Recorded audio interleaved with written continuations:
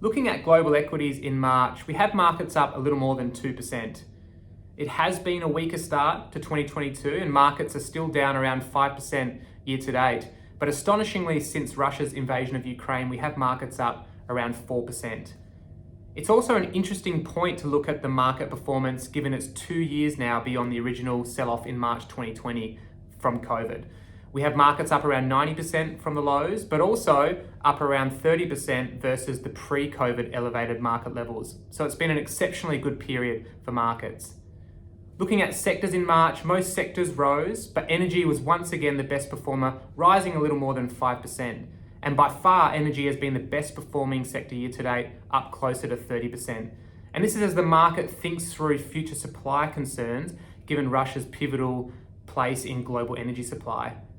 Looking at regions, Latin America was the best performing region, up a little more than 12%.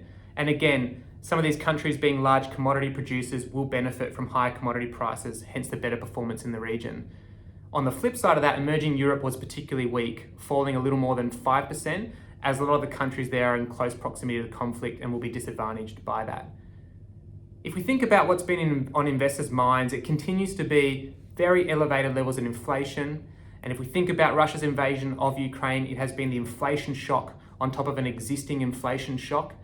And people are really starting to think about what this means for central banks and their need to really curb inflation and raise interest rates. We did get a sign of that in March, and that was with the Federal Reserve committing to a 25 basis point or 0.25% interest rate hike and really beginning their tightening cycle.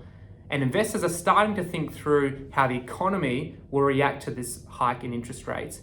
When we do look back over the last 12 tightening cycles from the Federal Reserve in the US, it's only been 3 of these that haven't resulted in recession. So there's no guarantee that this time won't be different, but investors are rightfully thinking through how a highly levered economy that has been supported by central banks can respond to elevated level of interest rates. So going forward, it's all eyes on inflation, all eyes on the path of central banks, but also in the coming weeks, we will start to get reports from the US earnings season that'll give us great anecdotes around how some of these inflation and margin pressures are hurting companies.